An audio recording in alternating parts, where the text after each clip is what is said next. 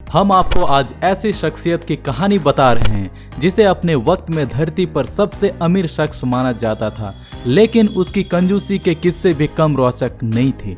एक ऐसा शासक जिसके पास हीरे, सोने और नीलम पुखराज जैसे बहुमूल्य रत्नों की खान थी, जिसके पास अपनी करेंसी, अपना टकसाल था, लेकिन वह सूती पायजामा, साधारण चप्पलें पहनता, एक एक पाई बचाने के लिए कंजूसी के जुगाड़ खोजते रहता। आपने दुनिया में एक से एक अमीर लोग देखे होंगे और उनकी रईसी के किस्से भी सुने होंगे, लेकिन क्या आपने कभी ऐसे अमीरी की कहानी पढ़ी है जिसके पास दुनिया का सबसे ज्यादा धन हो, जिसके दरबार में दुनिया का सबसे अमीर से अमीर शख्स घुसने का मौका पाकर खुद को लकी समझता हो, लेकिन वह कंजूसी में भी नंबर 1 हो? हम आपको आज ऐसे ही शासक के बारे में बताने जा रहे हैं जिसने आजाद भारत में अपनी कंजूसी की आदतों से सबको हैरान करके रख दिया था। यह शख्स था हैदराबाद का शासक निजाम। जब सन 1947 में देश आजाद हुआ, उस समय निजाम को धरती पर सबसे अमीर शख्स माना जाता था। उस समय इस पूरी धरती पर उस शासक के बराबर पैसा, सोना, चांदी, हीरे जवाहरात किसी और शासक के पास नहीं थे, लेकिन कंजूसी भरी उसकी जिंदगी देखकर लोग दंग रह जाते थे। आज भी निजाम फैमिली के करोड़ों अरबों रुपए विदेशी बैंकों में जमा है, जिसके लिए उसके वंशज अदालतों में लड़ाइयां लड़ रहे हैं। लेकिन तब कंजूसी में नंबर 1 ये शासक एक एक पैसे बचाने के लिए नए नए तरकीबें अपनाता रहता था। साल 1911 में ओस्मान अली खान हैदराबाद के निजाम बने थे। देश जब आजाद हुआ और हैदराबाद को भारत में मिला लिया गया, तब तक ओस्मान अली खान का ही शासन रहा। निजाम के पास कुल नेटवर्थ 17.47 लाख करोड़ यानी 230 बिलियन डॉलर की आंकी गई थी। निजाम की कुल संपत्ति उस समय अमेरिका की कुल जीडीपी की 2% के बराबर थी। निजाम के पास अपनी करेंसी थी, सिक्का ढालने के लिए अपना टकसाल था, 100 मिलियन पाउंड का सोना, 400 मिलियन पाउंड के जवाहरात। निजाम की आमदनी का सबसे बड़ा जरिया था गोलकोंडा माइंस, जो उस समय दुनिया में हीरा सप्लाई का एकमात्र जरिया था। निजाम के पास जैकब डायमंड था, जो उस समय दुनिया के 7 सबसे महंगे हीरो में गिना जाता था, जिसका इस्तेमाल निजाम पेपर वेट के तौर पर करते थे। इसकी कीमत 50 मिलियन पाउंड के बराबर हुआ करती थी। मशहूर लेखक डोमिनी लेपियरे और लैरी कॉलिंस अपनी किताब फ्रीडम एट मिडनाइट में लिखते हैं, निजाम ओस्मान अली खान केवल 5 फीट 3 इंच के छरहरे व्यक्तित्व के इंसान थे। निजाम एक पढ़े लिखे, साहित्य पसंद और धर्मपरायण इंसान थे।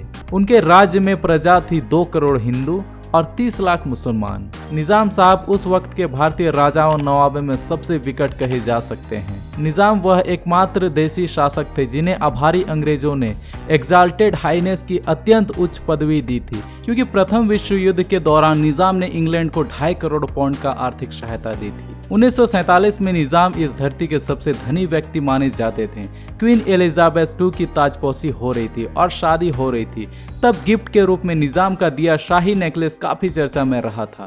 कहा जाता है कि इस शाही नेकलेस में 300 हीरे जड़े थे। लेकिन ये तो रहे निजाम की राजसी ठाट बाट के किस्से। निजाम के कंजूसी के किस्से तो और भी मशहूर हैं।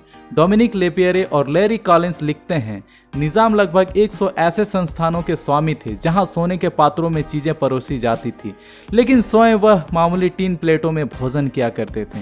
अपने शयन कक्ष में बिछी दरी पर बैठकर वह इतने दरिद्र मन के व्यक्ति थे कि अगर कोई मेहमान अपने पीछे सिगरेट का टोटा छोड़ जाता तो वह उसे वो उठाकर पीने लगता। वह बिना इस्त्री किया सूती पायजामा पहना करते। मामूली दाम पर स्थानीय बाजार से खरीदी गई घटिया चप्पलें पैरों में पड़ी होती थी। अपने सिर पर पिछले 35 वर्षों से वह एक ही मैली कुचेली फैज पहन रहे थे। यदि वह किसी राज के समारोह में लोगों को शैंपेन पिलाने पर मजबूर हो जाते तो उनकी गिद्ध नजरें हमेशा बोतलों पर टिकी रहती। बोतलों और उनके बीच फासला ज्यों-ज्यों बढ़ता त्यों-त्यों उनकी अकुलाहट बढ़ती जाती। लॉर्ड वेवेल वायसराय की हैसियत से हैदराबाद के दौरे पे आने वाले थे। तब निजाम ने दिल्ली तार भेजकर बकायदा पूछवाया कि क्या वायसराय महोदय युद्ध के दिनों की ऐसी महंगाई के बावजूद शैंपेन पीने को ही आग्रह रखेंगे।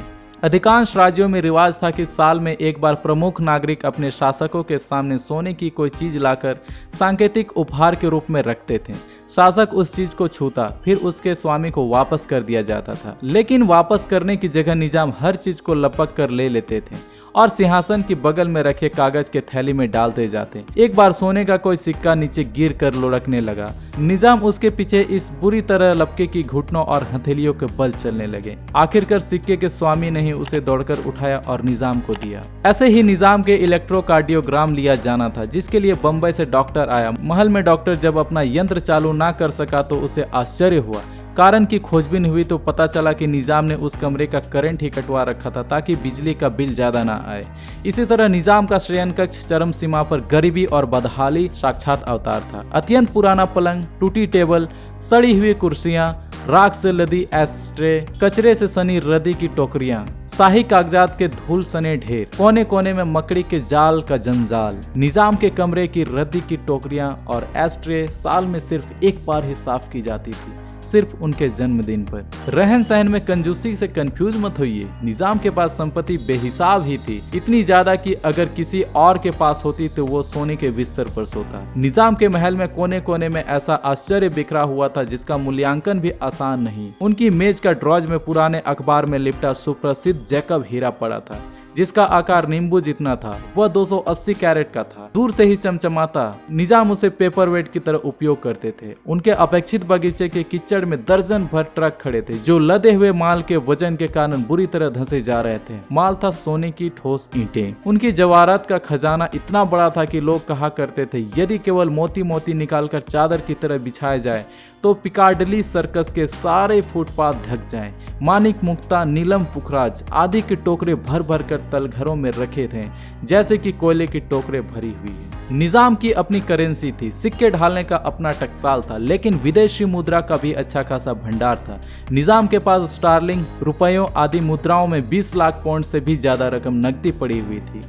ये मुद्राएं पुराने अखबारों में लपेटकर तलघरों और बरसातियों में धूल भरे फर्श पर छोड़ दी जाती थी। निजाम के पास ठीक ठाक मजबूत सेना भी थी। सेना का अपना तोपखाना था और हवाई जहाज भी था, लेकिन इन सब के बावजूद निजाम खर्चे में पूरी मितव्ययता बरतते थे। 1947 में देश की आज़ादी के बाद निजाम ने भारत में मिलने से इनकार कर दिया। पाकिस्तान से निजाम की बढ़ती नजदीकी के बीच भारतीय सेना सितंबर 1948 में हैदराबाद में घुसी। 13 से 18 सितंबर 1948 के बीच चले ऑपरेशन पोलो के तहत निजाम के हैदराबाद राज्य का भारत में एकीकरण हो गया और इस तरीके से दुनिया में सबसे अमीर शासक का राज्य का अंत हो गया। उस दौर के 75 साल बीत जाने के बाद आज भी ब्रिटिश बैंक में निजाम के 35 मिलियन पाउंड यानी 3 अरब 28 करोड़ रुपए के बराबर राशि जमा है, जिस पर पाकिस्तान और भारत दोनों दावेदारी का केस लड़ रहे हैं और निजाम के खानदान से जुड़े 400 लोगों ने भी उस पर दावेदारी जताई है। इतिहास निजाम को एक ऐसे शासक के रूप में याद रखेगा जिसके पास सोने चांदी हीरे जवाहरात का अथाह खजाना तो था, लेकिन कंजूसी के अनगिनत किस्से भी शख्सियत से जुड़े हुए थे। तो ऐसे थे दुनिया के सबसे अमीर आदमी और सबसे कंजूस आदमी। तो दोस्तों, क्या आपने अपने लाइफ में ऐसे इंसान को देखा है जो करोड़पति अरबपति होने के बावजूद भी मक्खी चूसे है? यदि आपको हमारा ये वीडियो पसंद आया हो तो चैनल को सब्सक्राइब करें और लाइक करें और साथ ही भर भर के शेयर करें।